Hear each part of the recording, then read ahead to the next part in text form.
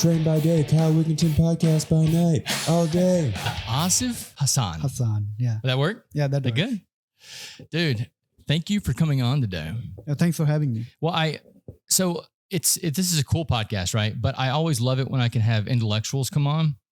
Sometimes I'm just here picking the brains of like the guys that come to the bar, and like that's cool and all, but sometimes I want to actually learn something. So I think the first thing we talk about today, which we were just discussing a little bit, and it's like on the front of our minds, is Islam. Yep. So I know nothing about the Islam religion. Can you just like go in? So Islam is thought to be one of the most ancient religion in the world. So the way our religion came in is like from the concept of hell and heaven. So it was like we believe in a God, which we call Allah. Mm-hmm. So before he created the earth, he created the heaven and hell before. And after he created the heaven, he created the first human, which is made of earth. The human, like right now we know as ourselves, made of flesh and like bones and, other muscles. But in reality, what in our religion, it is believed that this is the outer side that you see. But in reality, we are made of earth. That is the exact material that we are using in this planet. And he created the first human being known as the Adam. Before creation of human, the Allah created angels, all the angels, and their only duty was to worship Allah and listen to him and take care of him. But when he created the first human being, Allah said, so this is my greatest creation so far among all the creation. Dang. And because the angels are made of light. And then he thought earth was better than light? No, he didn't send the human yet in the earth. He kept him in the, above the sky. So we believe there is a concept of seven sky. After seven sky is the home of Allah, Hang on, say that again. So seven sky. So you only know one sky, right? Seven is sky? Yeah. So sky. What does that mean? Seven space. What does that mean though? Like seven is sky. So there are 7 layers of the sky. Okay. There are 7 layers of the space. What we see is just only the outer layer of the space.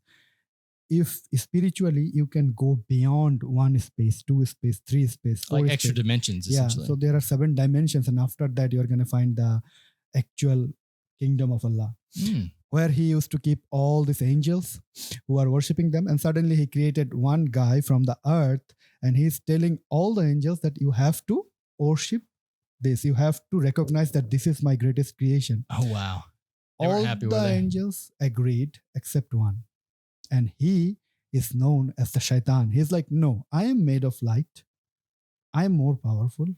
I should be the greatest creation. There is no way I'm going to bow down to this man who's just made from earth. Mm-hmm. And that's the moment it creation, the division of like good and bad. So he is known as the shaitan. What Allah did, he became angry with him and he cursed him that, okay, if you are my creation, you have to, worship this person. Otherwise, you are not my creation and I'm angry with you. Shaitan is like, no, I'm not going to do it. He was like so arrogant. He has this pride. And then, he made a deal with Allah. If you think they are so good and they are going to worship you more than us, then definitely, I am challenging you that this species, that this creation of yours will never follow you the way we do, will never worship you the way we do. They're going to do a lot of mistakes, do a lot of sins and a lot of things that is going to disappoint you a lot. Then Allah is like, I know my creation, challenge accepted. I'm giving you the power that you have the right that to create, all the bad things inside a human being, like arrogance, like greed, like any, wish to do harm to others. You have the right to that. And then started the chain. So when Allah first kept that human, we know as the Adam, he's the father of all humans. He was in the heaven.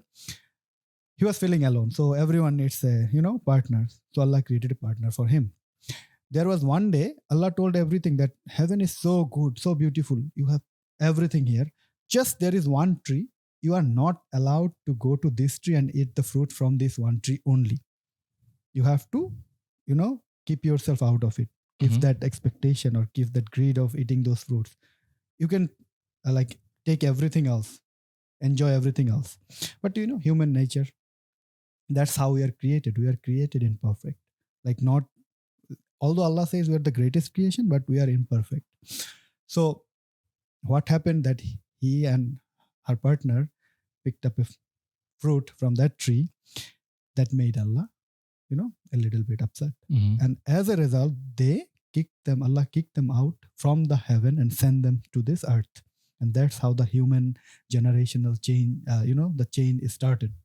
So that's like the foundation That's of the foundation. Interesting, because it's like very close to Christianity. Adam and Eve. Yeah. Yeah. I mean, it's basically the same story, right? Do you know Christianity is our chain? Christianity is like It makes sense. Islam to certain part. Yeah. So there was a point in human. So let me illuminate you a little bit here. So what happens after the Adam and Eve came to the world? They started increasing their family, right? It is increasing. But what happened over time, that time people didn't know everything. They were like very laid back people. There is no civilization, nothing what we see nowadays. Mhm. So they needed to be guided. So over time, a generation after generation, Allah used to send specific people to guide a certain group of human species, which we call the prophets. There are a lot of prophets, but 4 major prophets. So Christianity, that group supports a specific group of prophet. Mm. It's known as the Isa alayhi wasalam. That's their trend. That's like our 3rd major prophet. Is there an English name for that?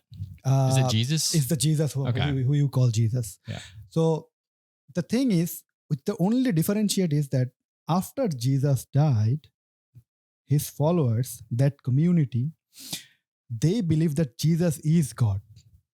Mm. And they separated from our belief, because in our belief, there is no equal of Allah. Allah is the one. Mhm. And whoever else are there, like they are the creation of Allah, sent by Allah to guide a specific group with special privileges. So Isa is only one part who was only guiding this group that you call Christian right now. But a few of those people that time, they still kept their belief the way it is. Okay, this is one prophet. He is not God. He is just a creation of God sent for us to guide us. That's it. So the chain broke and one group became Christian who believes Jesus is God, Jesus is human, because in Islam, Allah, nobody has seen Allah. Nobody knows nothing about him. How he was not created. He cannot die. He cannot be born. Mhm. That's the concept. So if someone dies, someone is born, he is not Allah. Mm. And we started moving forward. They were done in that place. They had their like a specific religion, and for every specific time, every time of a prophet, Allah sent his words, because even that guy doesn't know how to guide them, right? So Allah is telling him directly that, okay, these are the things you need to tell to the people. And that what became the Bible, And after that, there was another generation of people when they were like in Arab countries, in Makkah, Medina, when they were like very much diverse, when that entire part of the world became so much sinned, people started doing sin, people started to do crime. They were almost diverted from their original path. And that Allah felt the necessity to send another prophet, the last prophet known as the Muhammad. So we are the followers of Muhammad. So after that, there was no prophet. That is the last group. So we are still the last group. And this is where we clash with. We believe in Allah. We believe in Jesus. We also believe in Muhammad, Right. but not as the God. We believe that they are the descendants of God, the extension of him as his prophets. Yeah. So I think that the Christians, and this is, I don't know anything, but to me, the Christians, they believe that, yes, they do worship Jesus like God, the Trinity, whatever, three pretty parts, the Father, Son, the Holy Ghost. Yeah. But I feel like they think that there's like a part of God inside of them and a part of God inside of Jesus. And that's what they're trying to say. It's what my understanding of it. Yeah, they believe that they are also extension of God. So you don't believe that you have a piece of Allah in you? Like, it's not the way they think. Our is like, we have the qualities of Allah. Allah is like, we can never be like Allah, definitely. It's like not even a fraction, it's like so tiny. But since he created us, he gave us freedom of will, that you can make your own choices. He guided us with good and bad, with the knowledge of good and bad. So now it's as a human being, you are made imperfect. Why? That's the interesting part. Allah says that I know you are imperfect. I never created you perfect because that's how I created the angels. They are all, worshipping me. I created you imperfect so that if you get diverted, you can still have me inside your heart. You can think of me. You can fear the consequences of, what will happen to you if you do bad. And then you always turn to me. And that's the most beautiful thing about my creation, that no matter what they do, how diverted they are, what kind of sins they are doing, but at the end of the day, they realize their fault and they turn back to me again. And that's why I love you more than any other creation. Mm. Yeah, I have 2 points to that. The first one is it's kind of sus, bro. Like, because you can do anything and then go and be like, yo, dude, I'm sorry. That's Allah's biggest quality. Oh my God, bro. He forgives. That's dangerous. Because like, even if he forgives, like, are the other humans going to forgive? No. So you still have to deal with human consequences, even though Allah. And what is the consequence if like you did turn away from him?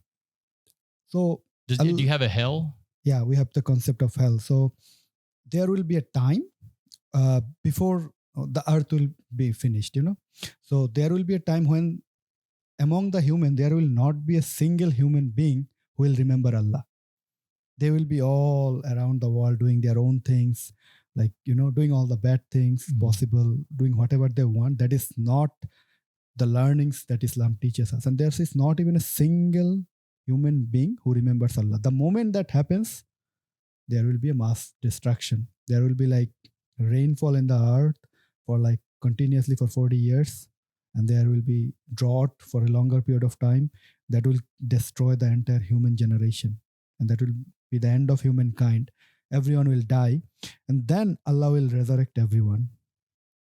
After he resurrects, there will be one big court where everyone will give, A what?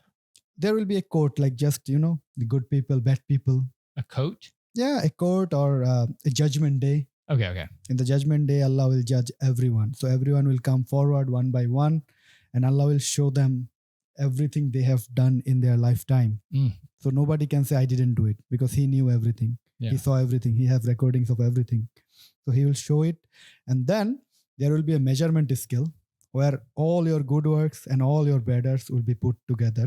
And whatever becomes the heavier, if your good deeds are heavier, then you're going to go to heaven. If your good deeds are like less heavier, you guys are going to go to hell. And that's the concept. So that's like your revelations. Because like we have revelations in the Bible. I know some of the Bible. Like I grew up going to church, didn't listen to any of it though. That was my biggest flaw. Is like I don't give a shit about any of it. So now I'm like a fresh slate, dude. I can just like hear everything. Where I don't have any like preconceived notions, But yeah, in the Bible, there is the flood myth too. But according to them, it's already happened with Moses. Yeah, what we call Noah alayhi salam. You are calling. Oh Moses. yeah, no, is it Noah? That's Noah, isn't it? Yeah, Noah's Ark. Noah. Yeah. God damn it! See, that's what I'm talking about. Yeah, I obviously didn't pay attention. But yeah, you had Noah's Ark. So has yours already happened too? And they're saying it'll happen again? That was not the incident that is going to cause the destruction of the world. Okay, so that was different. A certain time. During Noah's time, it was like most of the people who became non-follower of Allah, there was only a certain group. So Allah ordered him that, okay, build a ark where if there is any believer, they're going to get into it. Otherwise, take a certain amount of animal that you can save because there is going to be a flood, and this flood will destroy this entire race of humanity during that time who became non-believer fully. But still Noah was believing, so it's not the end. But the final one, there is no believer. Dude, I'm so glad I'm a good swimmer because I'd be in trouble, bro. It depends like how much you can swim. I don't know. I'd probably still be in trouble unless he was talking directly to me. Like if he started chatting to me, I'd be like, all right, bro, let's make this boat. Let's make this happen. I don't know. How do they tell when someone comes along and is like, I'm one of the prophets? Like, how does that work? That seems like a big claim. They used to have like specific characteristics that normal human being doesn't. So most of the time Allah used to talk to them through the angels. Mhm. They used to send what we call Ohi. Ohi is like the words of God. And when they talk to them, then they tell their people that follow us. I am the one who's sent by God. And Allah told me this. And you cannot question it you just have to believe it. Because if you are questioning the things in our religion, it is meant that then you are not a believer. Oh man. Yeah, I know some of it might sound like a little bit odd, but that's where the belief come in. Right. Because the entire foundation of the religion is based on fully belief. And so no one ever comes forward and is like, I'm the next Muhammad. Nobody ever claimed like that. Yeah, that's wild. But dude. when Muhammad claimed he was Muhammad, there is an incident that people wanted that, okay, if you are Muhammad, prove it. So we have a history that when Muhammad, they asked, if you are Muhammad, you see that moon, you have to make it half. Oh shit. So what Muhammad did with Allah told him through the angels, okay, you just point to the moon and then move your finger, it will be broken in half. It happened, and and then Allah brought the moon back together again. But still during that time, they don't believe. They saw the things, the people who were present that who wanted the evidence, but still they didn't believe it. What? That's insane. I could see people nowadays not believing that shit. They'd be like, what kind of AI are you using to do that? But back then I assumed that if the moon split in half, everyone would just freak the fuck out. That is all that comes from the freedom of choice. Like I said, you can see and you can still not believe. Do you think they could actually see it though? Because everyone was there. Okay, well, they saw it. The reason I'm saying that is because I read a story one time about when the Pilgrims pulled up to America, that the natives on the islands, they couldn't see the boats because they had no concept of what a boat was. So they just basically were looking out in the ocean, couldn't see anything. And finally the medicine man, who fucking pops mushrooms and stuff all the time. Mm-hmm. He walked up and he had a mind that was expanded enough that he could actually see it and go, oh, that's I don't know what that is, but here's the word for whatever we're going to call it now. That's a little bit common, I think, in both the religions. Oh, that story or that story. Yeah. Yeah. So like I said, up until anything that happened in our religions, like in Christianity and Islam, to a certain point, you're going to see all the story has the same kind of background, at the same kind of framing. Maybe the names are different. Maybe some of the conclusions are a little bit changed. But basically that happened due to people, not the actual religion. Because if I'm talking to you and someone else is listening to our conversation, the way he's going to portray that to another person will divert a little bit, right?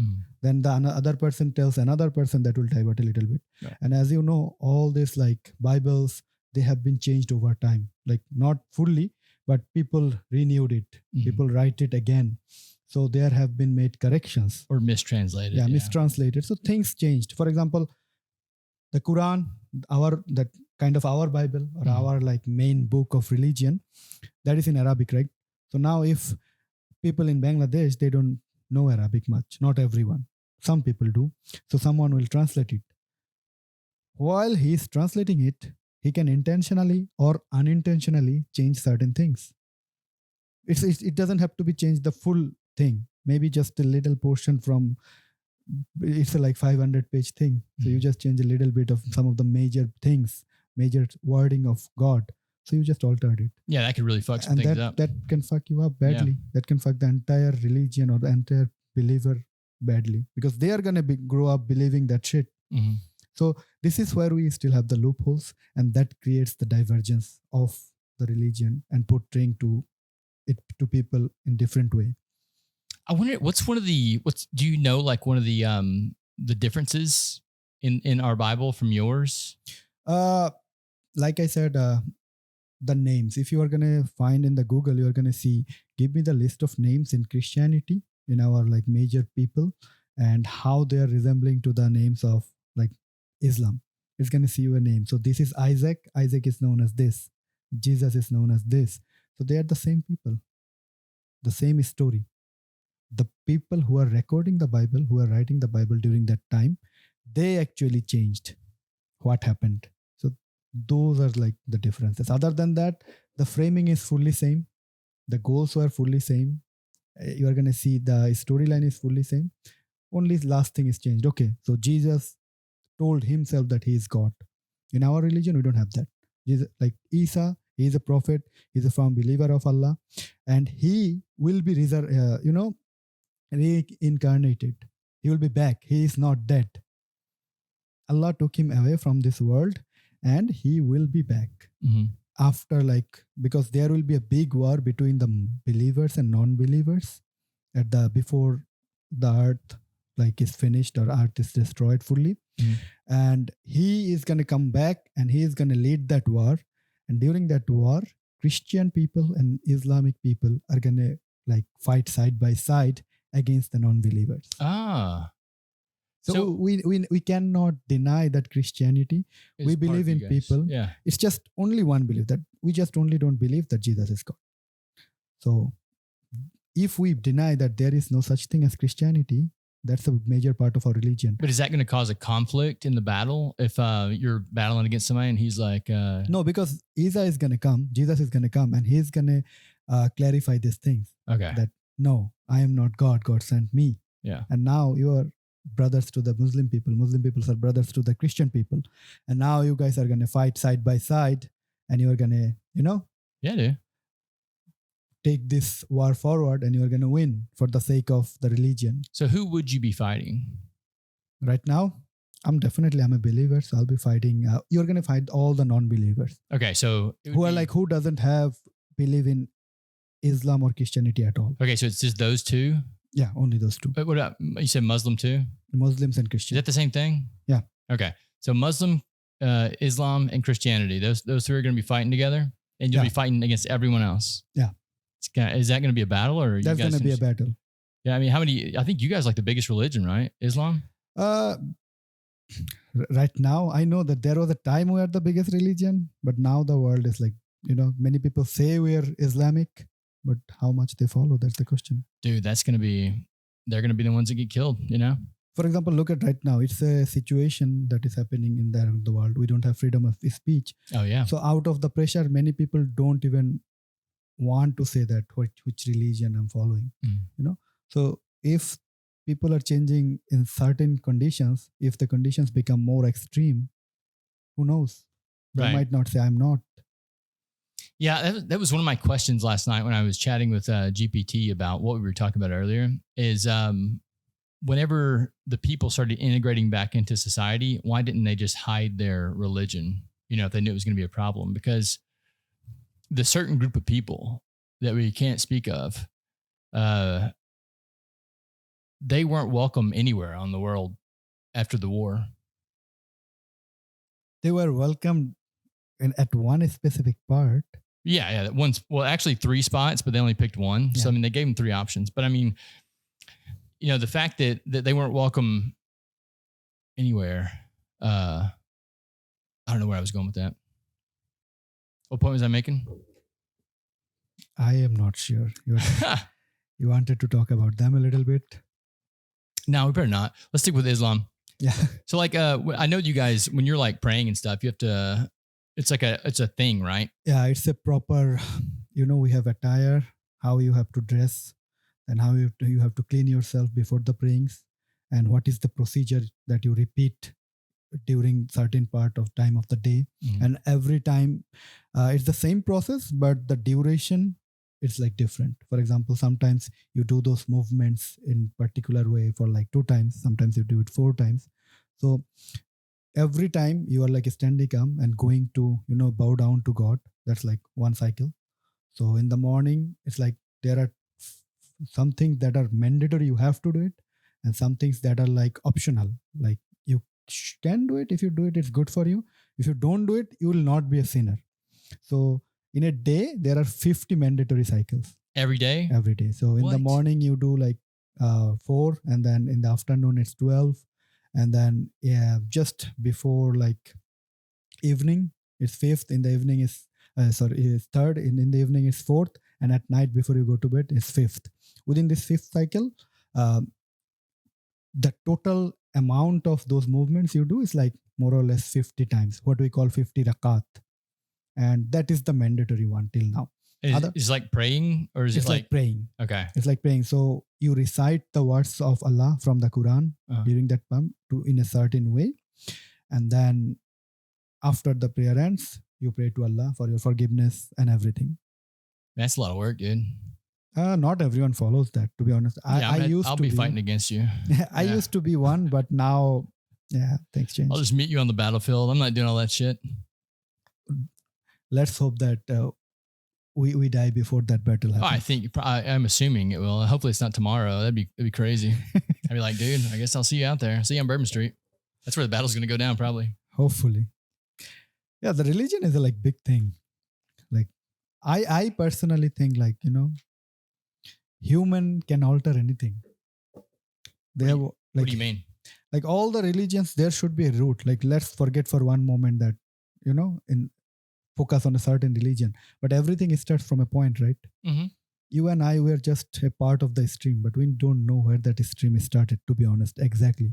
I'm speaking what I know, what I have been taught, what I have read about my one. You know the same, what you have been taught or what you have observed in your lifetime. But our lifetime is only like a couple of years. But we are talking about things, those are like maybe 5,000, 4,000, 10,000. We don't know when it started. Right. In reality, whatever we are doing is part of belief. So we all can be wrong, right? So why did you choose to stick with the religion that you were given at birth, and why not explore others? Do you think that's against the rules? I really explored others, not like that. I was born in a Islamic family. I practice it still, and whatever I learned here, and then I was also exploring the Hindu religion. Then I am still exploring the Christian religion because I have a group of people here in Tulane with whom I go. I learn about the Bible, like what they say. But still, when I do the comparison, I feel a lot of things are more logical in my religion compared to that. And I'm sticking to that logicality and the belief. Yeah, as a scientist, I would assume you would do that. That was my issue whenever I was growing up, is I like to ask a lot of questions. I'm a curious guy. And whenever I was asking questions about the stories they were telling me that was happening in the Bible, a lot of times the people that were teaching me these stories couldn't answer the questions. They would always fall back to, you just got to believe. Yeah. You got to believe. And I was like, I can't just believe. I need to know the answers. That's our limitation. Yeah, I don't need that. I need to go somewhere else then. I need to go somewhere else that I can actually learn. And I actually found that too. And in Hinduism, I found a lot of it. And I think they relate to each other as well. The two religions do.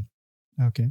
So if you look at Hinduism, they have the thing called the Kundalini awakening. Yeah. Okay. And there are 7 main chakras, kind of like your 7 heavens, right? Yeah. Yeah. So if you raise up the 7 chakras, and they call the Kundalini awakening the serpent, because the way the energy spins up your spine, it's the serpent. So that's actually the tree of knowledge, and Satan is that right there. So that's what God doesn't want you to actually go and experience. So that's what these if you I'm sure you guys have it too in your Bible, but Jacob's ladder, it has 33 steps. Okay. So the spine has 33 vertebrates, which is rising up the spine to the because when he looks up the stairs, when Jacob looks up at it, he sees was it a goblet of fire or something? Or what is it? A chalice? You tell me. Yeah, I think it's like a chalice. I don't really know. But if you look if you're looking down at the spine and you look up the spine, you'll see the base of the neck, which looks like a goblet, chalice goblet. What if someone already have knowledge about that and they made it up? Made what up? Like the story.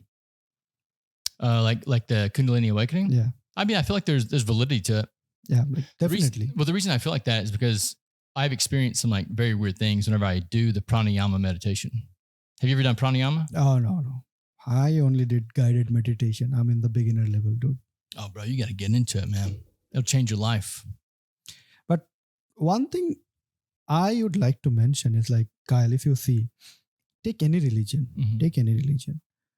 the moral basic values of the religious foundation is same. Absolutely, yeah. No religion teaches you. All the religion talks the same thing. Don't do bad things. Don't lie. Don't cheat. Don't kill. Don't harm others. So you are just going to see it's like all the religion is telling you that this is your life and you have to choose these things to live it peacefully. It's all about peace. Like still you see. So doesn't matter which religion you follow. If you are following any religion like in the right way, there should be no conflict in the world. Yeah. But we are not. But who teaches us to lie? Which religion tells, okay, you can lie. It's okay. Which religion tells, okay, you can steal today, or you can just bomb someone, Bro, or you can fire There's got to someone. be one. Come on, there's got to be one that does that, right? I don't think there is one. So Probably if like- you take the Is four, Satanism like a religion? that is not considered a religion. I Okay. think that's a group of like people, like a cult, who Yeah. believe in certain things. Aleister Crowley, right? Yeah. Yeah. So, but even if you take the majority, because majority of people are following this particular four religion, Islam, Hinduism, Christianity, or Buddhism, right? Mhm. Those are the maximum four, like the majority of the world. None of them teaches you those things. So if we all used to follow whatever we are following properly, the world would be a better place. Would be. Mm. Yeah. Why are people not abiding by the rules, man? Like it seems pretty simple. Don't harm anyone, right? Isn't that one of the big ones? Yeah. And like, or was it do unto anyone else like you want them to do to you or something like that? Yeah, I don't know even the words that can be accepted. Okay, at least don't do until someone does to it. Yeah. Even that will minimize a lot of consequences. But we don't do it because the first person who is doing harm, he is not following. He already harmed someone, and maybe because of that, as a response, the other person is also responding in a Yeah. negative way. But if we followed, everyone followed, there would be none. And that's where the concept of shaitan. Shaitan just influenced one person first to do the things that he should not do. What is shaitan again? Shaitan is like the demon of evil. Okay. Oh yeah, like Satan in Christianity. Yeah. Yeah, I don't. I would like to think that you could convince people to do the right thing, but then I look at myself and I'm like, man, if somebody walked up and just socked me in the face, like it's gonna be on. I'm not turning the other cheek. At current Would world, you? Depends how hard he hits. Like there is a certain level of like patience for everyone, right? For Mhm. example, if you come to me and say something bad, I might take it to a certain point. You're just pushing me, I might take it to a certain point. But if you come with a knife and you are trying to stab me, Mhm. I'll do self-defense, right? So there is a limit for a human being. I cannot be okay. Just kill me. No. That will not happen, right? Well, dude, I'm here with you. So if they come after you, I'll take them out. Yep. Yeah. I So- trust you. You just make sure that I'm around, okay? Yeah. Because I don't fear anything that comes at me. So I mean, but yeah, Yeah. I don't. What's that? You're a big guy. I trust you. Yeah, I'm a big guy, but I mean, like, I don't know, man. This is where I have conflict with because I meditate, right? I love it. It's changed my life. It really calmed me down a lot. When I was in my 20s, I was a fucking nightmare, dude. I was a nightmare. I would go out with a couple of my buddies and we would just drink Jaeger and just get into fights. Like just stupid stuff, you know? It was because none of us were in like a good place in our lives. So we would just go out and try to cause havoc anywhere we were. And as I got older, I fell into meditation and that just changed everything. And it changed everything because it gave me control. So like now if someone comes in the bar and they start acting a fool, where I would have socked them when I was in my 20s, hit them first because I don't want to get hit, right? So I'm punching first. Now I will conflict resolve. I'm like, let's not do this. We don't have to do this. I think that's a big takeaway for religions too, is like, don't let it escalate to the point where violence has to happen, right? Yeah. I mean, live peacefully. If the animals can live peacefully, well, like we're humans. But do they really live peacefully? They eat each At other. least they're better than they eat. Like not the same species. I would eat human. You're gonna love. Oh, you love human meat. I mean, I haven't tried it yet, but like if you and I crashed in a plane, in the Himalayas. Oh, I don't want to be part of that story. I don't want to have a crash in the Himalayan with you, and then Well, I'm just look saying. at me. I cannot self-defend myself. No, I wouldn't kill you. I'm not gonna. You're gonna attack eat you. me alive. Well, I'm gonna say no. Yeah, a leg at a time. Got to keep the meat fresh, dude. No, I would wait until you died. I would try to outlive you. But then if I died first, I would hope that you would, do me the courteous thing of eat me so you could live. Let's keep it fair. Let's die together. Oh man, we die together or we live together. How are we gonna die then? How are we gonna? We commit suicide rather than eating ourselves. I'll be like, oh, I killed myself. That's better. Then I'll cook you and eat you. I don't know. What's the weirdest thing you've ever eaten? Me? To be honest, I think that's going to sound very funny, but I have always in this like maintained a specific amount of food. Like in meat, it's like chicken, beef or something. Mm-hmm. And in vegetables, it's like couple of handful of vegetables, like, lettuces and like tomatoes and those things. But worst thing I'll say that I ate outside of my food habit is frog. Yeah. You like frog? No, like that's the first time I tried it when I came to New Orleans. Like I'm going to say, because you are going to heard that people, they tried different things, but Yeah. I am not. My whole life, like I don't do exercise. I try to keep my food habit good so that I don't have to do hard work, but I can still stay in a good shape. Mm-hmm. But that is the weirdest thing I have had so far. Only frog legs. I don't know people eat frogs. Dude, I love frog legs. You love? Yeah. Whenever I go back home to Arkansas, there's a buffet and they serve frog legs on the buffet. So I'm sure you paid a fortune for frog legs here in New Orleans, but you can go there and pay $20 and eat all the frog legs you want, dude. It's amazing. Although I would agree that it's hard to differentiate unless you know that. At first I thought it was chicken. Yeah. Then my friends are like, these are frog legs. I'm like, what? Okay. Like if you didn't tell me, I wouldn't feel anything and I wouldn't be able to differentiate. Now that you have told me, I'm going to think it all my life that, holy shit. So you didn't eat it off the bone? No, it's only the meat piece. Oh, bro, whenever you go to Arkansas, they're just like, it's the whole legs. You have the two legs. It's like a chicken, like a roasted frog. Yeah. Wow. But I mean, it's hard to, because they deep fried them in Arkansas. I don't know how you ate them or whenever you ate them, but it's hard to deep fry anything and it not be good, It depends on the chef. My bet is will be always on the chef. If you have a good chef, he can influence you to eat anything. Can you fuck up deep frying stuff? I don't think you can you? You can, like, depending on the seasonings, right? After what they provide. It's not the frying part. Yeah. Did you see where in China where they're like raking the oil out of the gutters? Yeah, I have seen that. Yeah. What are they calling that? Street? I don't know what they call Street food? That is like a weird name for the oil. Yeah. I don't know. But China, people eat everything. Yeah. Well, I mean, other countries, people eat to survive, They really don't have a lot of options. I went to Ecuador at one time and it was a lot of seafood there in Ecuador where I was at. And I don't do seafood at all, man. Like I was trying in the beginning, but the first day they gave me a bowl of soup and the head of the fish was in it. And that's a delicacy for them. But for me, I was like, bro, trade me. So anyway, I needed meat. Like I was like, I need some meat, dude. I can't do this seafood thing forever.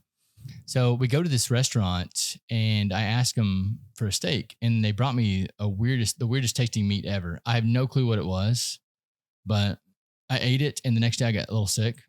Who knows? It might be human. It could be, dude. I might want to have that little tingling feeling now where I want some more. Isn't that what they say? You get addicted to it? Let's hope it was not a human meat and let's hope you are not addicted to it. There's got to be a reason that they don't want you to eat it, right? So I have a theory about this. Okay, and you may be able to give me some insight because you're actually a scientist. I'm just a fucking guy. So my theory is that, and it's not theory, this is actually scientific fact behind this, but if you look in the ocean, the higher you go up the food chain, the more mineral and nutrient dense the meat is. Yeah. Okay. So if you're on land, what's the top of the food chain? Meat. Like what? Humans, because we eat everything. So bro, we should have the most mineral and nutrient dense meat on the planet. So what if you like started eating humans and you just got supercharged?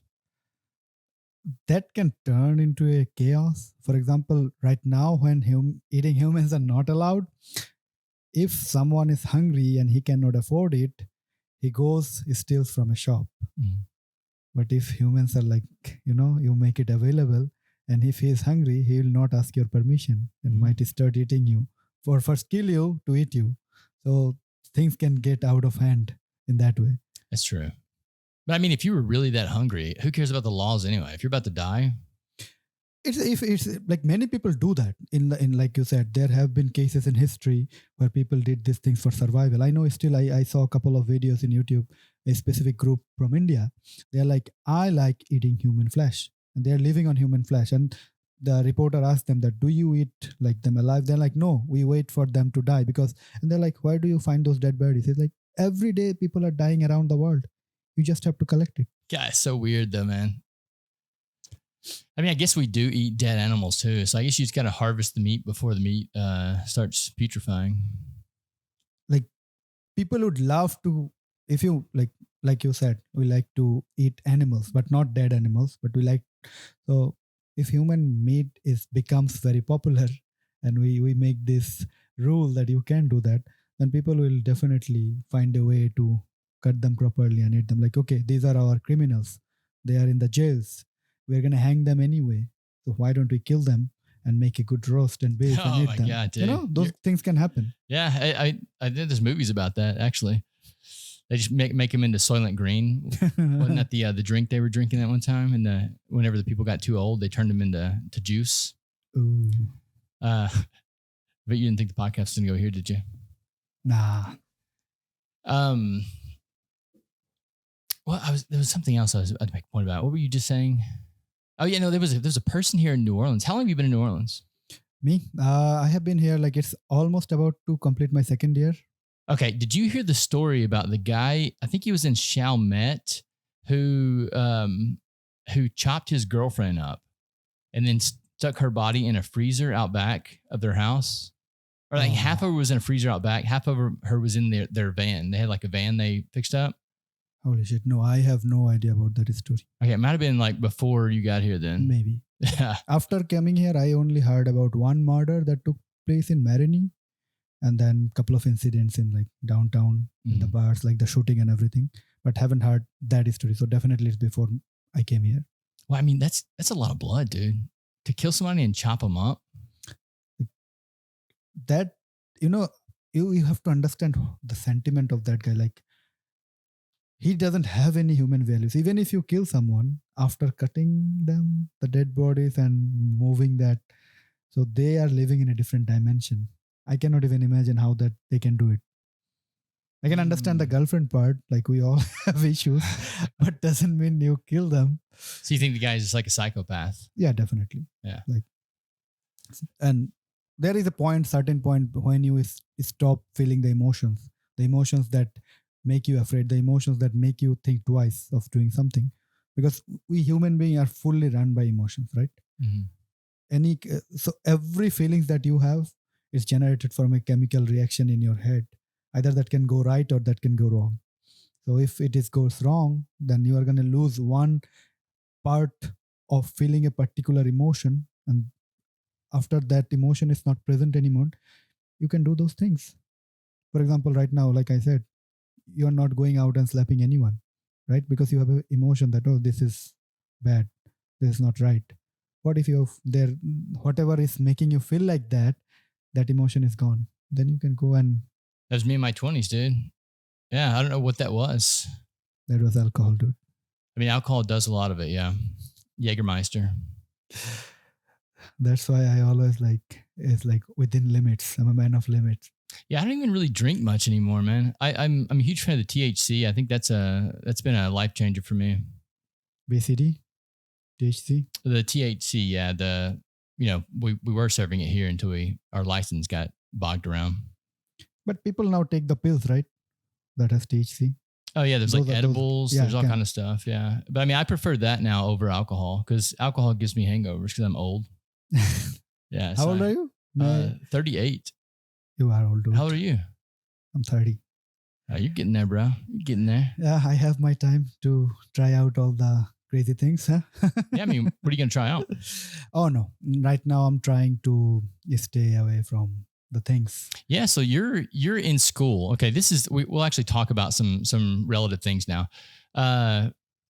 Go ahead and tell me about your research because it's really cool. How did you actually get involved in the shoreline stuff? Go ahead. Yeah, so basically, I'm a coastal researcher. Coastal researcher. Yeah. So right now, the main theme of my research is to predict the future of marshes along the U.S. East Coast.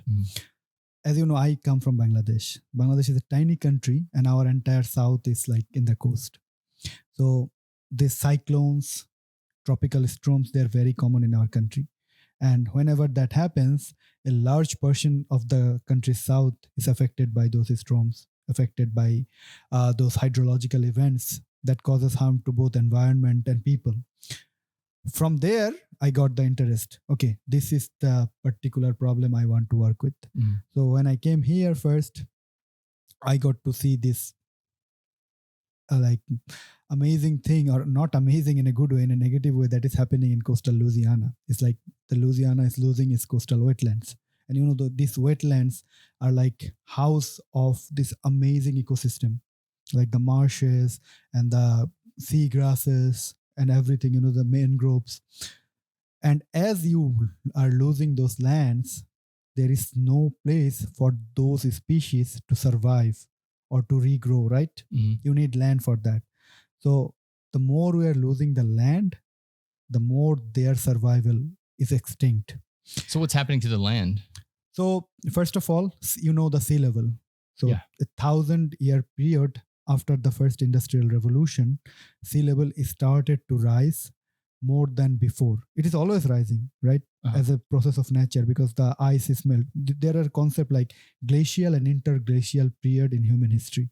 Glacial period is like when the entire ice, like water mass from the surface comes and like, you know, loses temperature and condense in the lands on top of mountains and everything.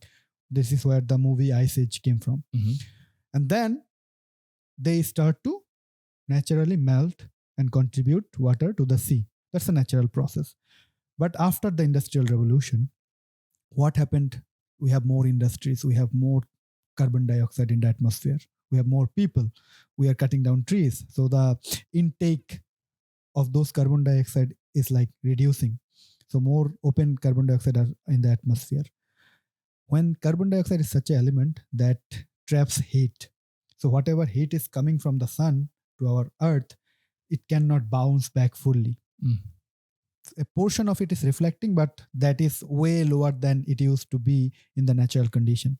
As a result, the global temperature is increasing.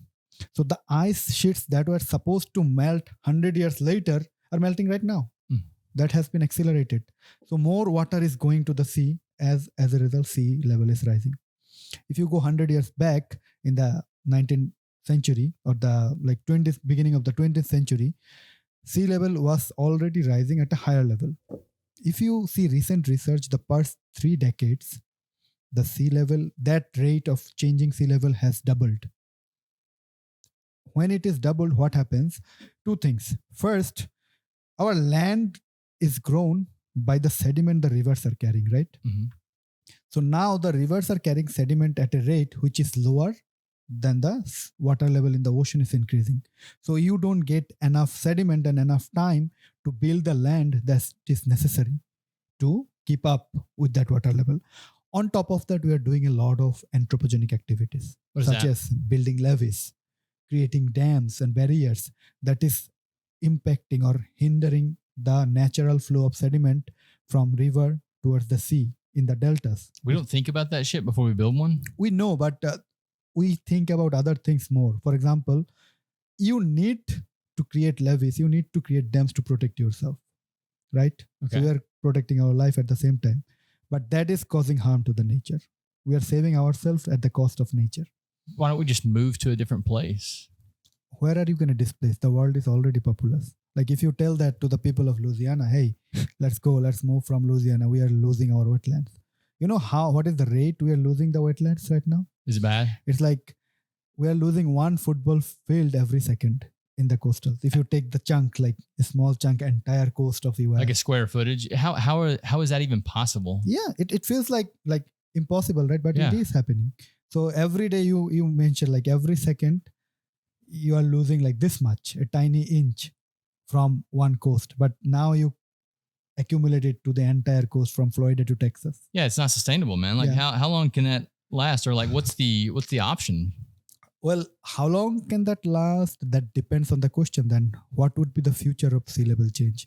Because we are not, we are still increasing our industries. We are still increasing the global temperature. climate change is happening at a much faster rate. And if this continues to grow, I can at least assure you that sea level rise might not be the major reason that we are going to lose more land, but it will certainly become an important reason, and perhaps could become the single most important reason that will be responsible for the loss of this wetland. And now, in these wetlands, we have a very amazing ecosystem known as salt marshes. So salt marshes, they, with their roots, they put these lands together, So if we are also losing the land and we are losing this species, we are also trying to put the soils together in their place, then all hope is gone in the near future. So what important roles do the marshes and the ecosystem out there actually play in our life? I mean, I'm sure because everything's connected, right? Couple of things. First of all, like I said, like if you have built a tree in your house, what happens? All the roots extends below the ground, and so when you try to uproot the tree, you see the land becomes much, harder to take it out. So if there is no tree and you try to dig, you're going to be easily dig out all the soils. And it's going to go faster is what you're saying. Right? Yeah, same thing. Second thing is like flood protection. So a wave is coming towards you. If there is no salt marsh and it's open, it's going to hit you hard. But if it's a chunk of layers of marsh that you have to pass, the velocity will decrease when it is hitting you. So they are also working as a flood protection. Thirdly, like they are accumulating a lot of nutrients in their roots, organic nutrients from sediments. And those are becoming like food for the aquaculture, the fish and everything that are living near the coast. Because there are two types of salt marsh. And as you see, they are partially submerged in the ocean during high tide. Okay. So fish comes there and take out their nutrients, and you have a good fisheries production, and many people's livelihood depend on that. So if you have no nutrients, fishes will tend to move somewhere else where there is more nutrient. The industry that grew up depending on the shoulder of these fisheries, they're going to lose their money. They're going to lose their production. Economically, they will be like bankrupt. So, I mean, there's got to be enough data now to actually project out and see kind of where this is going, right? Do you have?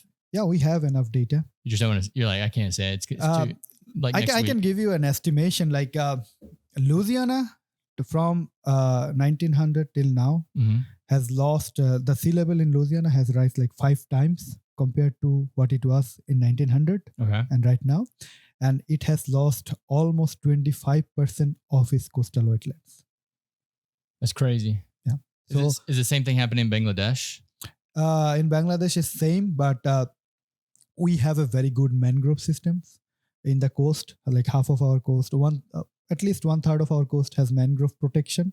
So they protect the soil a lot, but we are still losing. We are losing less compared to Louisiana because Louisiana has another influencing factor.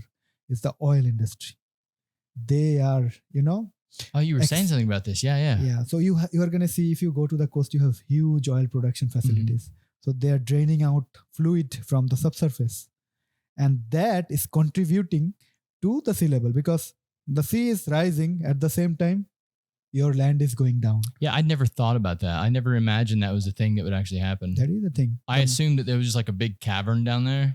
And that whenever we sucked oil out, it just like stayed level. But it makes sense that it would go down. There is no ocean beneath the surface. No, it doesn't work like that. It's like a fluid. It's like very tiny micro level of like fluids live in the pore spaces. The pore spaces are like micro level. This, So if this is your rock surface, this mic, and it has tiny small gaps within it. Now you soak it in water, it will hold the water in its spaces, right? Same way our like earth is working. So the moment you drain out all the water from this, it will lose its entire volume, right?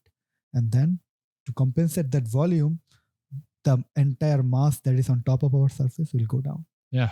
And the sea level is already increasing. Rather than keeping up like this, you are going this. So can you actually see that change as well? Yeah, we can project it because what we do using measurement scales. So there are big scales that are like, dug and stick into the ground, and that has marking. Like the bedrock area. Yeah. So if I take a scale, this is our land, and I put it here, and I make this current offset as 0. After 10 years, when I come, we're going to see that it was in 0 and it went down to -5. It's that relevant? Yeah. That's insane, dude. It's like same as you see in tide gauges. Tide gauges are measuring height of how water is increasing. Yeah. And you have the same scale that is measuring how our land is going downwards. That's crazy, dude. And they're still pumping out oil. Yeah. The entire foundation of modern civilization is based on oil. But yeah, but if people knew that we were going to drown ourselves if we keep pumping the shit, wouldn't we find another solution? We're pretty smart. People are like people who values money more than life. Yeah. They think short term. They think like, I'm going to live 50 years. I'm going to live maximum 100 years. I only care about how I live this 100 years. So I have a lot of money. Like people are not dying in the coast who are rich. They are living in New York City in big buildings. Forget about sea level. Nothing is going to harm us. Yeah. Come to Bangladesh, come to India, come to South Asia. You're going to see 200 million people live in the narrow chunk of coast. And every year there is like loss of life due to storms, surges. People just died in the storm surge. 200 million people. Yeah. Globally, 200 million people live in the coast. That's crazy, dude. So, well, you know what we should do? We should actually eat those people, not the 200 million. We should eat the people that are living in the high-rise buildings. they are the one who is running the world. But they're causing the fucking problems too. They're also is one thing if you're running the world. Is another thing if you're running the world and breaking it at the same time. They're running the world in such a way that only benefits them. Right. It's bad, right? It It's is not bad. Like we had our conversation in the beginning. Yeah. Every day we always know what is good. We always know what is bad, but we make our choices. They made their choice and we have no say in it. I mean, you and I can speak all the 24 hours sitting here, but it will not change them. I wish it does, but I don't think it will. We got to make an example out of one, dude. Yeah. I'm going to bring one on the podcast. I'm going to eat him on the podcast. You can do that. You should do that. Yeah. And I'll be like, if any of the rest of you don't straighten up, you're next. Well, right now we're in a critical time. That group of people is like majority in number. So like they don't give a shit. Like even if you went to them and was like, look, guys, I can show you that if we keep pumping oil out at this pace, then next year this whole street's going to go under. They'd be like, oh, we don't care. Yeah. They know. They have all the industry. They have their environmental specialists who give them, definitely they do more research than we do in the schools. In their official programs within the organization, oil industries, they do this environmental analysis. They know everything. So they know exactly Still they decide, okay, so if we do this much, if we pump out 2,000 barrels of oil every month, the sea level will go up by this much and the land subsidence will go 5 millimeters. So let's do what? Rather than taking out 3,000 million barrel, let's make it 2,900 million barrels, 100 less. And it will reduce the pace. Oh, and people are going to think it's okay. So people are going to die, but they are not going to die faster. Maybe slowly. So what is meant to happen in 10 years, we are just going to extend it to 12 years. That's what they are doing. I get it. Because you can't just stop tomorrow. If you stop tomorrow, it would be absolute chaos. We are the one who are going to complain if they stop. Suppose right now the oil industry stops pumping fluid in a lower rate. Mm-hmm. Right? They start to do it in a lower rate than at current rate. Then there will be shortage of oil worldwide. Then the prices of oil will go up. Mm-hmm. The prices of gas will go up. You are the one sitting at your home will complain to government. Hey, why did you increase the prices of gas? Yeah. We didn't want this kind of country. We need our rights. It should go back to the less. So before you can secure a full alternative, you cannot ask them to do that. Mm-hmm. And we have made ourselves used to this ecosystem in such a way, there is no replacement for oil and gas. You can talk about renewable as you want, as much as you want. But renewable energy, will not compensate your current lifestyle. Most of the people in US have solars in their houses, right? No. Like many people have. I saw like some houses Have solar? solar panels. Yeah, I think there's like you Yeah. can get some in New Orleans. So But did they say like, okay, I have solar panels now. I don't need electricity from you anymore. I'm just gonna use my solar panel. Like, no, you can't get that You much. cannot do that, because if you stop that, you are doing good thing, because the electricity is produced from gas, right? They use gas in producing electricity. Yeah. So you are contributing it, but you're not gonna do that because that's not possible. I'm not used to that lifestyle. Yeah, even the whole thing with like them using diesel generators to create electricity, that's crazy to me. I feel like there has to be a better solution. I've never actually sat down and like thought about it, but I feel like if you take a creative person and give them AI, they can probably come up with something. But it will take time. Like I'm sure the world has always, like, people have always figured out things. Mm-hmm. Maybe like there have been learnings from past, there have been learning from chaos, but people always figure things out. World is progressing towards it. It's not like we haven't done anything there. If you see renewable energy, 30 years back, people didn't know that what the hell is renewable energy. Mm-hmm. People didn't know that you can generate electricity from like moving turbine from wind. You can just use solar panels to replace some of your electricity needs. People didn't believe that will happen, which is happening. But the percentage, the ratio compared to the lifestyle with oil and gas or the natural resources we are used to right now, the ratio is very, like, the way they are progressing, it's not up to the amount that will meet the needs of like this 8 billion people. But is it on purpose? Because I feel like a lot of times when you have these huge corporate structures, they kind of they make technology disappear. So this is a there is a big politics behind it, I believe. Like, it's not like they also want, like, you have, this is your bar, right? This is your place. This is your livelihood. Mm-hmm. You built it in such a way. Now, if someone comes and makes a rule that alcohol should be prohibited, there is no alcohol. Mm-hmm. And they give you like, this does this to your health. So it should be prohibited, or you can only sell a certain amount. You will think twice now to do that. Like, you cannot do it immediately because you need an alternative. You first need an alternative for your business. Mm-hmm. That will help you maintain the same lifestyle that you currently maintain. That will help you to earn the same amount of money or same amount of resources that you are earning now through this business. But yeah, but the way I live is very different from the way these oil tycoons are living. Oh, they're like. So I'm pretty sure they're okay. We have more moral values than them. I agree with you on that. Yeah, I'm saying I think that they're going to be set for the rest of their life, even if they stopped getting paid tomorrow. So, is it about control? Do they want control of the power? So is that why it's not moving fast? Because I would assume that if I had billions of dollars and I was old oil money, then as soon as I heard there's an alternative coming about, then I would want a piece of that. You would like to invest in this alternative. Yeah, absolutely, yeah. But like you said, it is about control. You see, like the Arabs, they control most of the oils. So now there used to be a time when the fight was for gold and silver.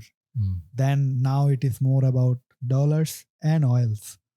Like whoever has maximum of oil are considered, God in this field. Yeah. So everyone is relied on the Arabs because they are the highest amount of oil exporters in the world. They're depleting their supply right now. So definitely in this country or any other country, everyone, if they have a resource, they would try to extract more so that they can be a significant contributor in the world economy. And the more your economy goes up, that will bring value to your, what do you say? Like to your prestige or to your aura or whatever you are trying to accomplish in this world. Yeah, I mean, look at what they're doing, man. They built a city in the desert. Yeah. It's impressive. Yeah, those guys have more money than God, bro. It's incredible. But do you think that they'll ever run out of oil? And if they did, if one day the pumps just went dry, like, what do they do next? I mean, there is definitely, we are not like, we don't have unlimited resources. That's why it says like non-renewable. So we will definitely go out of oil at a certain period of humanity. But I don't see it like very soon. It's not like within a couple of decades or within a century. We still have enough. Maybe some part of the world will. For example, if I give you an example of Bangladesh, so whatever we have explored so far, so we don't know how much we can explore, but whatever we have explored, the estimation, we have lost a lot of gas in the past couple of decades. So when I was young, like 5 or 4, like I was just child, so the amount there used to be gas in my home regularly coming from the pipelines.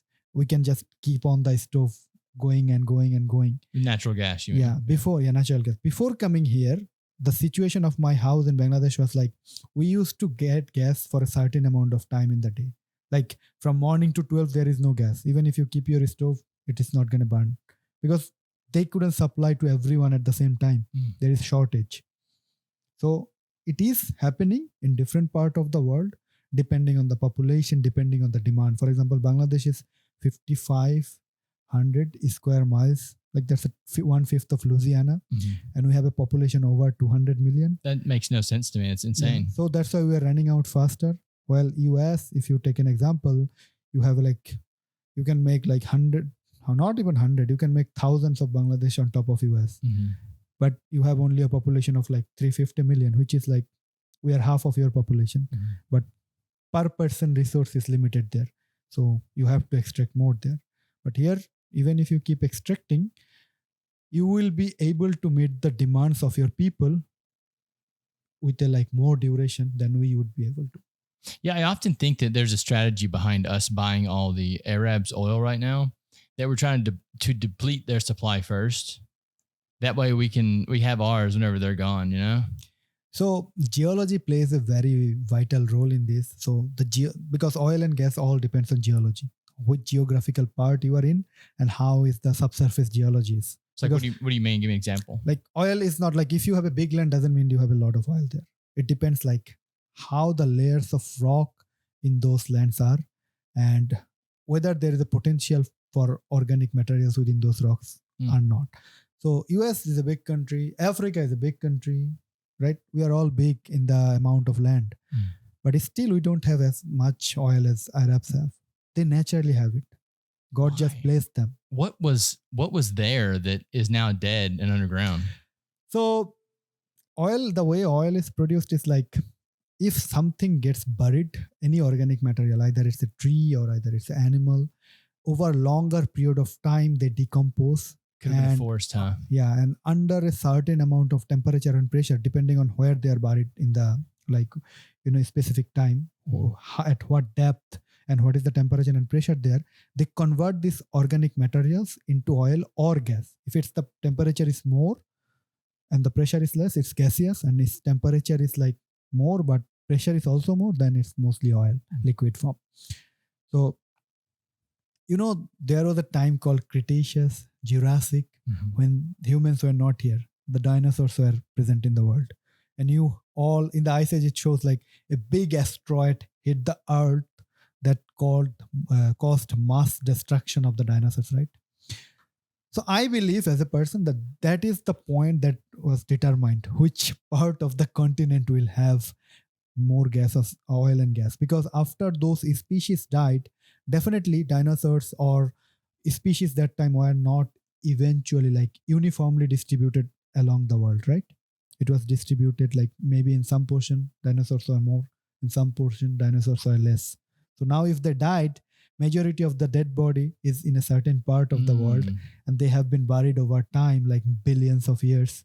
And those have turned into oil. So maybe that is the reason the Arabs have those oil. During that time, more species were in that particular part of the world. Well, I also heard that the desert used to be covered in forest. Yeah. Definitely. Yeah, so I mean that could probably contribute. That's a big contributor as well. Yeah, man, that's wild. Especially with the gas and oil thing, it makes sense when you say it that the heat would be the cause of it turning to gas, like just boils the water off. I never thought about that. Yeah, someone was saying too that Alaska has a lot of oil in it. I'm not very used to the geology of Alaska, but since it's an extension of Canada and US, I'm hoping that they have the same geology. And definitely if that is because the layers extend like horizontally. So the rock layers that is close to the Canadian continent or the US, it is also extended to Alaska. Okay. So you might have, but considering the layers of ice you have, it's very difficult to extract them. Yeah. It's easy to extract in Louisiana because it's the lowest point of land. And that is the highest point. So people will definitely move here first. Once you finish everything in Louisiana, then you will try to move upwards. Yeah, I want to say there's like already a pipeline up there in Alaska that they're I think they're moving infrastructure around right now just preparing it for the future. Preparing, yeah, because you never know what's going to happen in the world. Something else that's pretty interesting about the oil under the earth is the way the tectonic plates move. Do they have anything to do with the tectonic plates when they move? Or are they on top of it? It's not, if you take a cake, the entire cake, the multi-layered cake.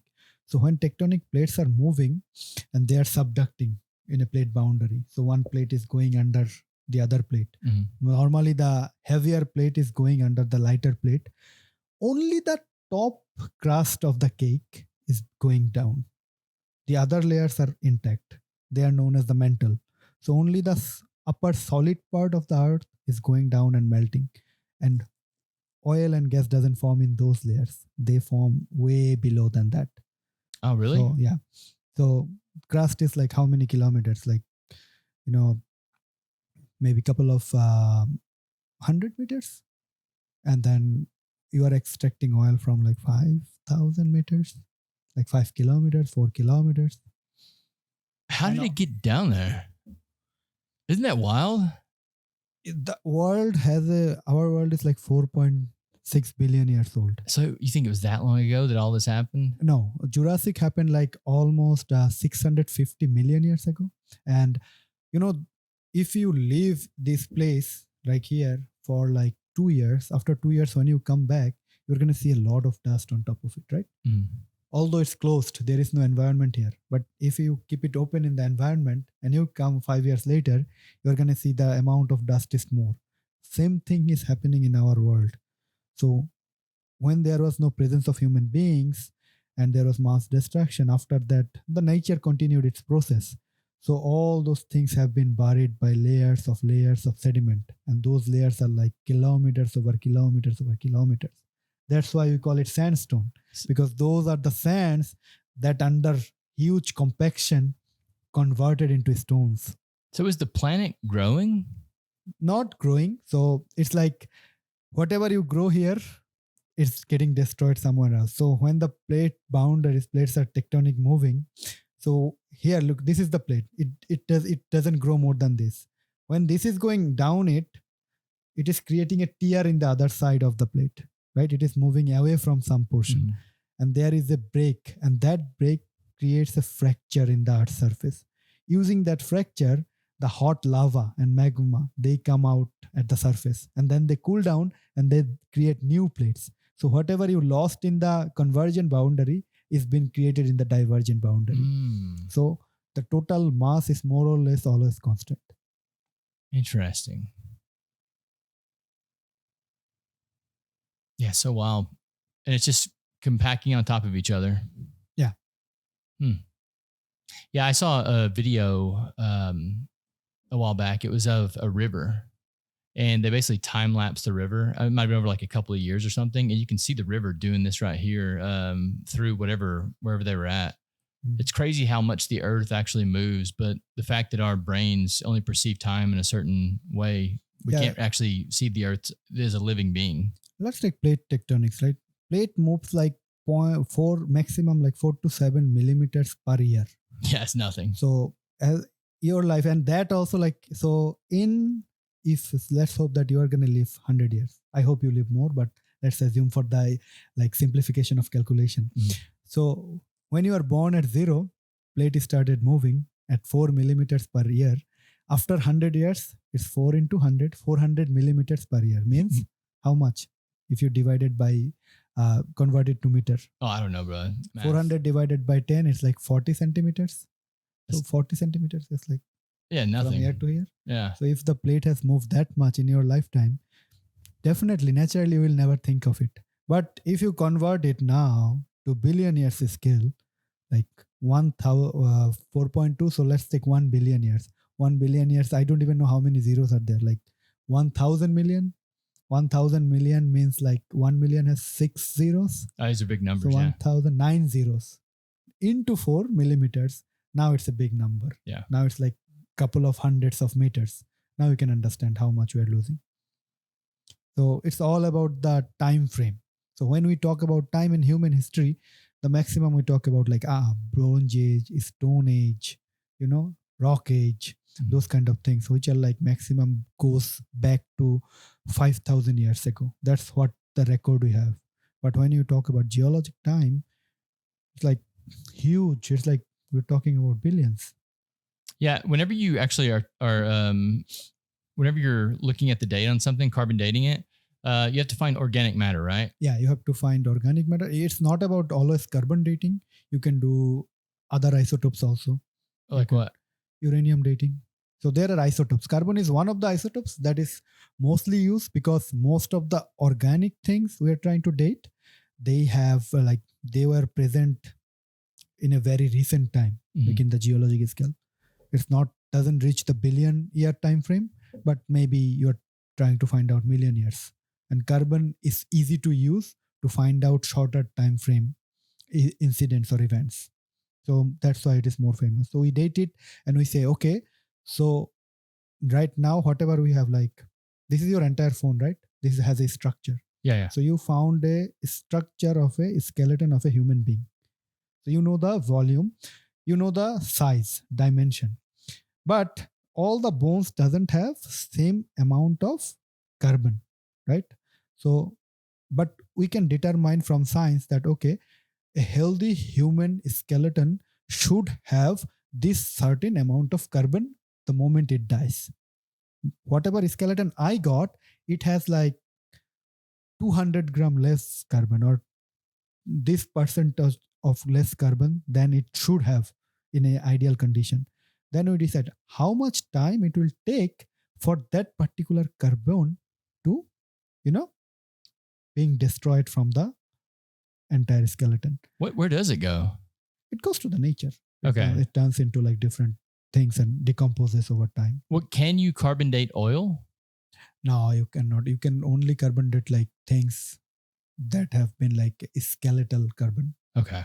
Oil is like organic carbon, a chain of carbon, and it has not been destroyed. Oil is like carbon dating is like you need to know a thing if something is like removed from it. Okay. So you kept a box full of sand and someone took the sand out of it. You came out, you see there is a shortage of sand. I was thinking 1 liter should be this much, but it is like 10. Then you decide, okay, how much time would that person take to take out this amount of sand? Same with carbon. But oil is like it's already there. Yeah. And nothing has been reduced so far. So you cannot date back. Do you ever, whenever they're pumping oil out, do they ever find organic matter in the oil? There are like organic matter when in human, like general human knowledge, organic matter, they mean like either, bodies or remainings of plants or everything. So they don't find that kind of thing because it's a higher depth. At that depth, no organic matter will survive. Either it will burn out immediately or vaporize, or it will like under high temperature and pressure will convert into either oil, gas, or any other organic molecules like methane, ethane, propane, butane, pentane. We have like billions of organic matter. Can we do that? Can we take organic matter and put it in a machine? In the lab, you can do it, but not in the scale that the nature does it. Yeah. Because you cannot create that high temperature in lab. Like there is a limit you can do. Humans have a limit. Like our core temperature of our core of the earth is like 5,000 degrees Celsius. So if you make something 5,000 degrees Celsius in earth, no earth material will remain in that temperature. The thing that you made, it will be destroyed. It will be melted by its own heat. So that's not possible. So we can go very close to a certain level and we can only run experiment to very small quantity of material, but not a huge scale. It's not possible that, okay, I'm just going to take things and make them on the surface. There will be no, necessity to extract oil from subsurface. There would be no building or anything. Yeah. That's not possible. Yeah. The reason I was asking is because I was listening to a guy one time, and it could be conspiracy, but he was saying that, oil isn't what we think it is, kind of thing. And I was like, I don't know. Like, have we ever actually made it in the lab to test this experiment? Because we know it works. We know that oil works for what we do in combustion. But like, have we ever actually ran an experiment where we took organic matter and made it into oil? You can definitely make it in the lab, but whatever you make in the lab, that will never meet the necessity. Yeah. Impossible, because for that you need the entire Amazon forest cut down and then put them in a lab. Which lab is going to compensate for that? Yeah. And then convert them. That means you need huge facility. You need another planet to do that, to process that. Yeah. So that's not possible logically.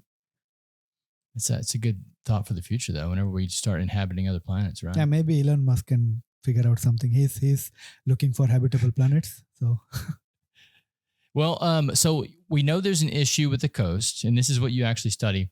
What does the future look like for you and what you're doing research-wise? If we take the learning from Louisiana, I'm going to start with talking about US first. So there have been a lot of research going on in Louisiana, have been going on for the past 3 decades. And they already figured out that this is one of the most highly vulnerable area in the entire world for the ecosystems or the wetland ecosystem to be diminished or depleted at some point. So whatever happens here is a good predictor for all the other low-lying places across the globe. Mm-hmm. And that brings us to the East Coast, which is like we start from Massachusetts, New York, Manhattan, which are like low elevation. So things are a little bit different there compared to the New Orleans. It doesn't mean like that we are going at the same rate, because there is less oil extraction in those coasts. There is less river present in those areas that will carry sediment to those ecosystems. So the rate is different, but the general fate is same. That sea level is still increasing or accelerating at a high pace. And at current rate, what we have in the coast, that rate is not enough to keep up with this sea level, which we saw in other places in the globe as well. So if this continues, now we came to a point we don't even think of like restoring the entire coast or entire ecosystem. We don't even think that we can, because we cannot. That's the truth. Yeah, it's crazy. So now what we are trying to do, we are trying to make zonal mapping, and take a certain chunk or certain portion of the coast of like ecosystem of wetlands or salt marsh, and we're trying to protect that certain part which is less vulnerable compared to its counterparts. So we are saving one portion of the coast, or trying to save one portion of the coast at the cost of other portion. So that is the future right now. We are replacing. We're trying to dredges or something. Like, how are you doing this? No, we are not doing it. We are just trying to stop the anthropogenic activities that we do. Like dredging is bad for coastal system. So if you have to Can't reduce, you replace the dirt where you dredge it though? Like you can do that, but dredging brings like, how long can you dredge? River brings like billions of tons of sediment every year. Oh yeah, it's a lot. And if you dredge for your entire life, you're not even going to be close to that. So you can never match environment. But like you said, you can take some sediment and place it in another place, make some new land. That will be protected. But you're going to find out it's very small compared to the amount that we're losing in the coast in a natural process. So only thing we have to focus on is like, we have to make sure that, first of all, we don't create a lot of levees in the natural system, especially the vulnerable coasts. Then we don't create a lot of barriers for flood protection, because that's going to stop the infiltration of sediments from inland to the sea. Mm-hmm. And we also need to minimize our extraction of like fluids, not only oil and gas, but also groundwater, which is a big fluid that we extract every day. Kind of need that one. Yeah. So you have to be careful with that. And we need to find an alternative that will help us to not fully dependent on the groundwater. For example, if you take groundwater as an example, we have huge water in the sea, which is our problem, right? Water level. Is there a way we can desalinize the entire portion or like some of it, and rather than taking out water from surface, we're taking the water from the sea, pumping it, putting it into a system that is going to separate the like ions, like the sodium chloride or the salty portion, and make it drinkable, and then we supply it. Is it possible? People are thinking about it. Unfortunately, I think that takes electricity too. That takes a lot of like resource money. Yeah. That's the problem. Money is the biggest problem. There are like desalination. Is it though? You know what? This is what blows my mind, is that we say money's the problem when really money is just a made up thing. Like if it was really a life or death situation, I bet we would find some money for it. You know, the problem is no one's really worried about it because, like you said, it's not an immediate threat right now. Yeah, it's like a decadal scale. Yeah, it's not like, oh yeah, tomorrow you're gonna die. It's like, oh, my kids they're gonna deal with this. But maybe your kids are in danger. Because if they are living in Louisiana, definitely they're in danger. Yeah, this place won't be here very long. From what you're saying, it's pretty much screwed. It sounds like we're kind of screwed in general from like listening to you. I'm sure that with AI is pretty fucking sharp, right? AI is our like secret weapon. I think so, man. Yeah. Are you using it right now? Yeah, I think like academically, many people like it's not good. They are fully becoming dependent on AI. Like they stop thinking. Many of the students in my class, when I take, they are like, if I ask them, okay, these are the answers you need to give me. So they don't think anything. They don't even see the question now. They just put it into AI. They send me the answer and everyone sends the same answer. I'm like, okay, so you basically, because before making the question, I also put it into AI. I know what it's going to say. And I'm like, people are not thinking. So that's the bad thing. That's not the way it was supposed to be used. Mm-hmm. It was like, okay, let's study first. These are the points I have in my mind. Let's ask ChatGPT. Hey, ChatGPT, I know like salinization like exists, and this way we are using it. Do you think if I turn like this technology, if I use this technology, which is much cheaper, and then give me a calculation that how much I will reduce in the overall processing, and is it like viable or not? Then ChatGPT will do the calculation for you and give you an idea. That is the way you use the AI. Mm-hmm. But you don't make AI your knowledge base. Like you know everything. I'm just going to take the benefit from it. Yeah, no, you're exactly right. They should teach classes on how to use AI, man. I absolutely love it. It speeds up research. Yeah.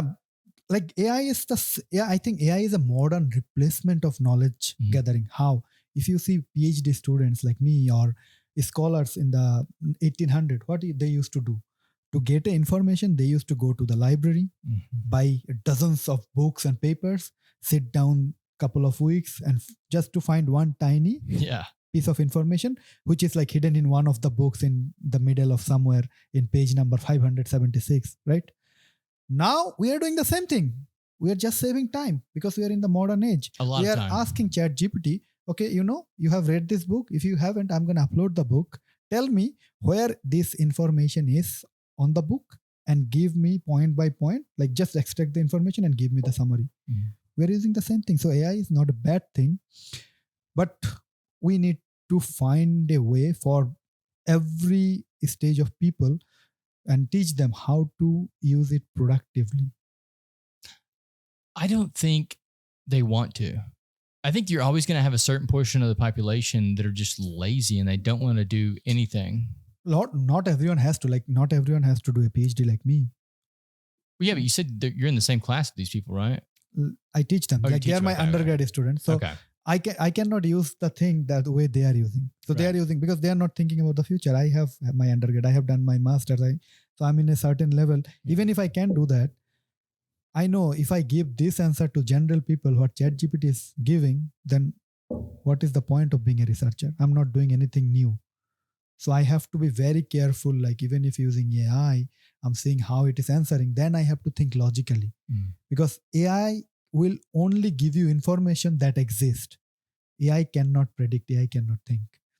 What ChatGPT does, it has a database of knowledge and information coming from a lot of training modules. Like the creators of ChatGPT, they trained him. So these are the books, read it. Or then make a list of information, store it in your hard drives. And when someone asks it, give it to them, right? So ChatGPT is giving you what is existing. If I ask ChatGPT right now, tell me what is going to happen after 100 years in the coast of Louisiana. He's going to ask you, okay, I don't have data. Mhm. Give me data. What is happening in the previous 100 years? Then I can make something. And he's going to keep asking all the information. You're going to feed it. After 1 hour, he's going to give you a generalized assumption. Okay, coast of Louisiana is going to be underwater. But when you come to me, I'm going to give you exact distinguish of which portion is going to go how much underwater and which models I'm using to calculate that, what is the bias, what is not the bias, what is the error and what is the accuracy. I'm coming with a more detailed report, Yeah. So ChatGPT is only an extension, but it's not a replacement for the researchers, or it cannot be a replacement for anything, to be honest. Yeah, no, I completely agree with that. Yeah, I think it's a tool that we can use to speed up research and to, for me, it's opened a bunch of outlets for me too that I can use with my research. Like, so I can't program, but I can get in ChatGPT and say, hey, make me an Excel spreadsheet that does this. Yeah, bam, and it's done. So yeah, it's a very good outlet that way. But with your students in your class, there's got to be like maybe 1 or 2% that are actually using it correctly, right? They're definitely all not. There is always people who are trying to use it ethically. That makes me feel better then, because you're like a 1% or 2. So I normally I never tell them anything. So sometimes I know, but I'm like, you are a certain age, you are undergrad, you are above 18, you have the knowledge to make your choices. So if you are using it to get escape right now in the class, many people are going to penalize them. I don't do that. I'm like, maybe 2 things can happen. Either you are going to learn or you are not going to learn. You're going to learn how to use it efficiently over time, or you will never learn. So it's your choice. You have made the choice, because I don't want all my students to become a scientist like me, because some of them are going to become a singer. Some of them are going to become a dancer. Some of them are going to become a businessman. So not everyone has to become a scientist and dug deep into the knowledge domain. Yeah. So whoever wants to prepare themselves, they have the full choice to do it. If they need help, I'm there. If they want to use it efficiently, I support it. If they don't, I just feel that they learn. Or I just feel that we can create a system, like you said, there should be a system in every college or every institution where they are not telling them don't use, but they are telling them, we are going to teach you how to use it efficiently. That's it. Yeah. Yeah, I had a buddy that reached out to me the other day, and he was asking me about some AI program. And I said, bro, just get on AI and ask AI about the program. I promise you, it'll give you a better explanation than I will. Yeah. So, I mean, that's also another little tool for everyone out there. Just ask AI how to use it. Yeah. If you are trying to learn something new, you should start with AI, definitely. It's going to make the path way easier for you. But don't make AI do the learning. That AI is the one learning. AI is the one doing everything. You are just getting the results. For example, you want to build a programming code for something, right? So after it is created, you created the code through AI. Before using it and giving it to someone else, you should tell the AI to explain every line to you, what happened. So that if any line doesn't make sense to you, okay, but I understand the result came out, but I think like in this line, I didn't want it to be like this. I want it to be in a certain way. So you are also learning. You didn't have to be a programmer, but you know the language, what is happening. Yeah. So you can identify the bugs, or you can identify the places where AI didn't understand what you wanted fully. Or if you just give the final output to someone, you didn't know what went wrong there. You didn't know what expectations AI didn't meet, because you have no idea about programming. But you are supplying it to another person. Hey, look, I made it. Use it. He's going to use it. He's going to get something. Maybe there will be some trial and error, right? There will be error. That can cause harm to him, or, Yeah, it's a great point. I mean, I should definitely be doing that. Yeah. maybe I'll adopt that practice. I use it too. I use it like for information gathering. I used to like just save my time. Absolutely, man. It's a huge time saver, especially even with the podcast and stuff that I do. I use it for all kind of stuff, man. Yeah. So where can the people support your research if they'd like to support you out there? Is there a place they can find you at? Right now, I am available in the internet, like my social media. I don't promote my research a lot in Facebook or Instagram, but I do promote my research in LinkedIn and Google Scholar. So if you want to learn a little bit more about my research and my research group, I would love you guys to go to ResearchGate or Google Scholar or LinkedIn, read about the papers that we have published. I published personally and published from our like group of researchers. Read them, understand them, and tell us that whether if you also feel the same way that we do, whether we're doing something logical, something that is going to help you in the future or not. And I'm always here in New Orleans. If you're in New Orleans, ask me directly. Come to another bar every Saturday and Sunday. That's right, dude.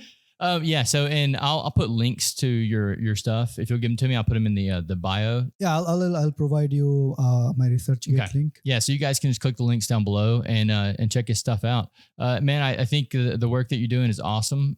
You taught me a lot today. I'm so glad you finally came in and we had this conversation. I really appreciate you. I really enjoyed the conversation. We talked about a lot of domains, and it was really fun talking with you, and I appreciate it. And thanks for having me, man.